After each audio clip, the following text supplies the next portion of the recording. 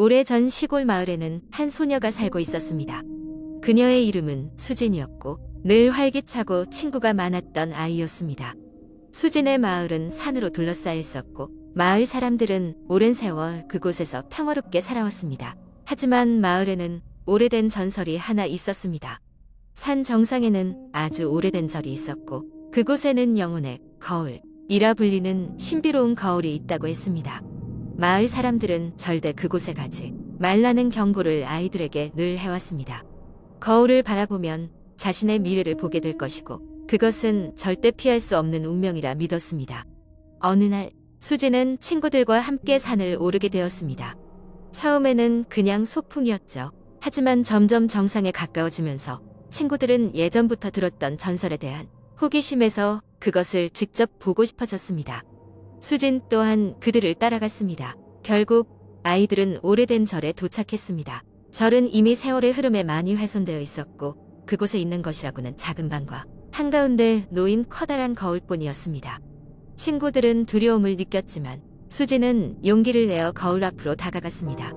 거울 속에는 처음엔 아무것도 보이지 않았습니다. 그러나 몇 초가 지나자 서서히 거울 속에 형체가 나타나기 시작했습니다. 그것은 다름 아닌 수진이었습니다. 그러나 조금 더 시간이 흐르자 거울 속 수진의 표정이 변했습니다. 그녀는 두려움에 가득 차 있었고 마치 무언가에 쫓기고 있는 듯한 표정이었습니다.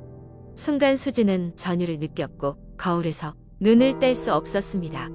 그녀의 주변은 점점 어두워졌고 친구들의 목소리도 들리지 않았습니다.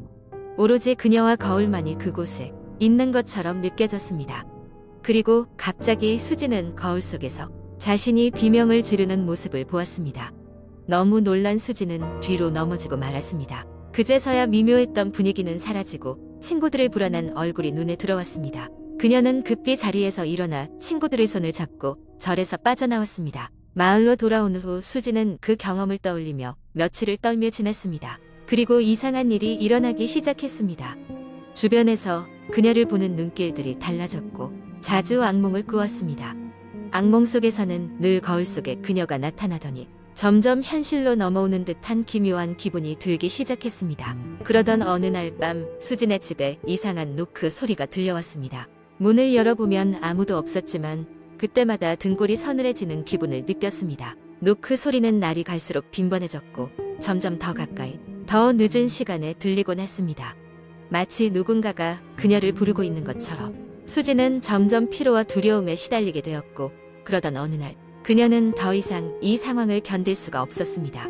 그녀는 그날 밤 친구들과 가족들에게 작별 인사를 남기고 다시 산으로 향하기로 결심했습니다. 아무도 모르게 빠져나와 산 정상에 오른 수지는 거울 앞으로 다시 섰습니다. 이번엔 과거의 공포를 넘어 자신의 운명을 바꾸고 싶다는 결의로 가득 차 있었습니다. 그리고 거울을 바라보며 조용히 속삭였습니다.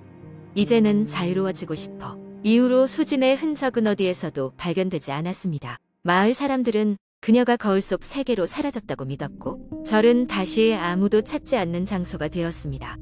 그리고 수진의 이야기는 영혼의 거울 전설에 새로운 장을 추가하게 되었죠. 몇십 년이 흐른 지금도 간혹가다 그 절에서 밤이면 소녀의 목소리가 들린다는 소문이 있습니다.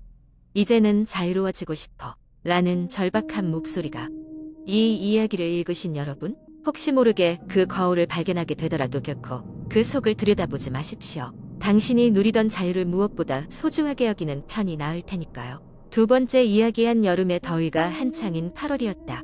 방학을 맞은 대학생 영민은 오랜만에 한적한 시골에 위치한 할머니 댁을 방문하기로 했다. 바쁘게 흘러가는 도시 생활에서 벗어나 잠시나마 여유를 찾고 싶었다.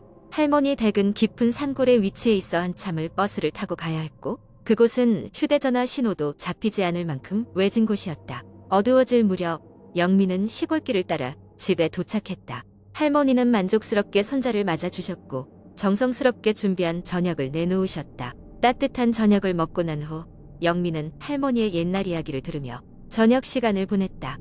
이야기 중에는 이 마을에 얽힌 미스터리한 전설이 하나 있었다. 오래전 이 마을 근처에서 원인을 알 수 없는 실종 사건이 여러 차례 일어났다는 것이다. 마을 사람들은 그 실종자들이 아무런 흔적도 없이 사라졌다고 말했다. 그날 밤 영민은 시원한 바람이 부는 마당에서 작은 불을 피워놓고 혼자서 맥주를 마시며 밤하늘을 감상하고 있었다. 그러던 중 숲 속 깊은 곳에서 무언가 부스럭거리는 소리가 들렸다. 영민은 별로 신경 쓰지 않았지만 소리는 점점 가까워지는 듯했다. 괜히 으스스한 기분이 들었지만 마당에 불빛이 있으니 크게 겁내지 않았다. 그러나 몇 분 후 영민은 누군가가 자신을 지켜보고 있다는 낌새를 느꼈다.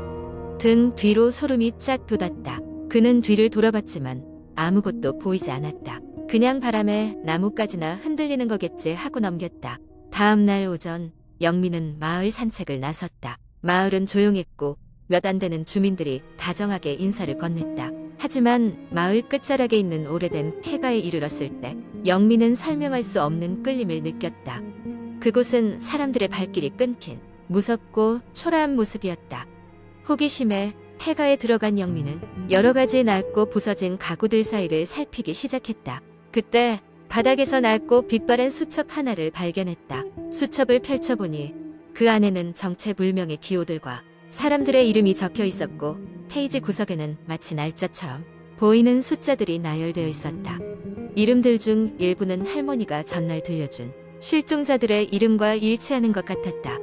영민은 기묘한 기분에 사로잡혔지만 이것이 단순한 우연일 것이라 생각하며 수첩을 할머니에게 보여드리기로 했다. 할머니는 영민이 수첩을 보여드리자 굳어버린 표정으로 수첩을 급히 덮으며 말하셨다. 이런 건 손대지 않는 게 좋아. 괜한 호기심으로 불행을 불러들이지 말아라. 이 말에 영민은 수첩의 존재를 잊고 며칠을 지내다 도시로 돌아가려 했다. 그런데 돌아가기 전날 밤 그는 이상한 꿈을 꿨다. 꿈속에서 그는 폐가에 다시 가 있었고 수첩 속의 기호들이 형체를 이루며 그의 주위를 맴돌았다. 그러다 문득 눈앞엔 모호한 형상이 나타났고 그의 이름을 속삭이는 소리가 들렸다. 깜짝 놀라 깨어난 영민은 무서움에 잠을 이루지 못했다. 도시로 돌아가는 날 기차역으로 가기 전 마지막으로 할머니께 인사를 드리려 했으나 할머니는 어디다 다녀오신 것인지 집에 계시지 않았다. 발을 동동 구르며 기다리던 영민은 결국 기차 시간을 맞추기 위해 급히 마을을 떠날 수밖에 없었다. 도시로 돌아와서도 영민은 그 꿈과 이상한 수첩에 대한 생각을 떨쳐낼 수 없었다. 호기심에 수첩에 적혀있던 기호와 이름들을 더 조사해 보려 했지만 그 모든 것은 어느 순간부터 마치 존재하지 않았던 것처럼 사라지고 없었다. 그리고 몇 달 후 영민은 길거리에서 우연히 마주친 낯선 남자로부터 자신이 이 세상에 없는 사람의 물건을 손에 넣었다는 말을 듣게 되었다. 뻔한 장난이라며 무시했지만 그 일이 있은 후부터 영민은 가끔씩 알 수 없는 소름과 함께 누군가 자신을 보고 있다는 불길한 기분에 사로잡히곤 했다. 끝내 그 여름날의 비밀은 풀리지 않았고 영민에게 그날들은 영원히 미스터리로 남게 되었다. 마치 어두운 시골의 오래된 전설처럼 말이다. 세 번째 이야기. 한국 인터넷 커뮤니티에는 여러 가지 흥미로운 공포 이야기들이 떠돌고 있습니다.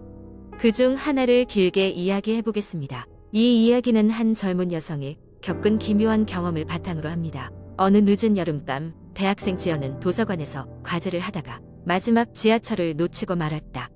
그녀는 당황했지만 택시를 타고 집으로 돌아가기로 결심했다. 밤 공기는 무겁고 습해서 불쾌했지만 그녀는 이른 아침 강의가 있는 만큼 일찍 귀가해야 했다. 택시 정류장에 도착했을 때 마침 다음 손님을 기다리고 있는 택시를 발견했다. 지연은 그 차에 올라타 자신의 주소를 불렀다. 택시 기사는 중년의 남성으로 그의 얼굴은 피곤해 보였지만 친절한 미소를 띠고 있었다. 택시는 부드럽게 출발했고 지연은 안도했다. 하지만 택시가 점점 그녀가 아는 길에서 벗어나기 시작하자 지연은 불안해졌다. 그녀는 낯선 길목으로 들어서는 택시 안에서 기사를 의심스럽게 바라보았다. 기사님, 이 길이 맞나요? 평소 가던 길이 아닌 것 같은데? 라고 조심스럽게 물었다. 기사의 대답은 뜻밖에도 친절했다. 아, 빠른 지름길이 있어서 이렇게 가고 있습니다. 걱정하지 마세요. 하지만 그 말이 끝나자마자 지연은 주위를 둘러보고 소름이 돋았다. 창밖으로 보이는 풍경은 점점 어두워져 갔고 길가엔 고요한 어둠뿐이었다. 그녀는 휴대폰을 쥔 손에 힘을 주며 데이터를 검색하려 했지만 신호가 잡히지 않았다. 오싹한 기분이 들어 다시 기사에게 물었지만 이번에는 의심과 두려움이 묻어 있었다. 혹시 잘못 가고 있는 건 아닌지. 너무 어두운 곳이라 좀 무서워요. 그러자 기사의 얼굴은 돌연 단호하게 변했다. 문제가 생길 테니 그냥 앉아 계세요. 라는 차가운 목소리로 대답했다. 지연은 직감적으로 뭔가 잘못되었다는 것을 느끼고 바로 휴대폰을 다시 켜 GPS로 자신의 위치를 확인해 보았다. 그러나 위치는 알 수 없는 지역으로 표시되었고 점점 더 깊은 산길로 들어가고 있는 것처럼 보였다. 불안은 두려움으로 변해가고 있었다. 한참을 지나고 갑자기 택시는 깊은 숲속 조용한 도로에서 멈췄다. 기사는 아무 말 없이 내렸고 지연은 차 안에 혼자 남겨졌다. 그녀의 심장은 쿵쾅거렸고 머리는 빈틈을 찾기 시작했다.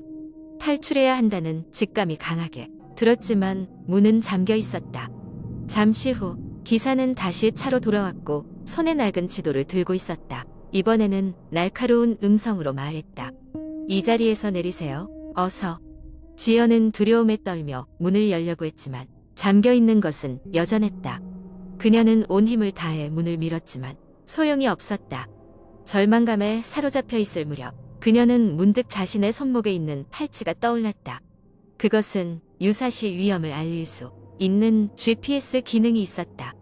재빨리 팔찌의 버튼을 눌렀고 다행히 신호가 잡혔는지 알림이 울렸다. 몇 분 지나지 않아 멀리서 사이렌 소리가 들려왔다. 그 소리에 기사는 깜짝 놀라 다시 택시로 돌아왔고 지연은 그 틈을 타 문이 열린 것을 확인하고 차에서 뛰쳐나왔다. 그녀는 있는 힘을 다해 숲속을 달리기 시작했고 얼마 지나지 않아 경찰을 만나 구조될 수 있었다. 후에 경찰은 그 지역에서 이상한 사건들이 종종 발생했다는 것을 알리며 지연이 운이 좋았다고 했다. 여기에서 그녀의 고백은 끝나지만 사람들은 여전히 밤길을 혼자 다니는 것을 꺼리게 되었다고 한다. 글은 항상 경계를 늦추지 말라는 경고와 함께 마무리된다. 이 이야기는 물론 허구이지만 한국의 사용자들 사이에서 널리 회자되면서 매번 사람들에게 경각심을 일깨웠습니다. 공포 이야기는 그 자체로 재미를 주기도 하지만 때로는 이와 같이 실질적인 조언을 제공하기도 합니다.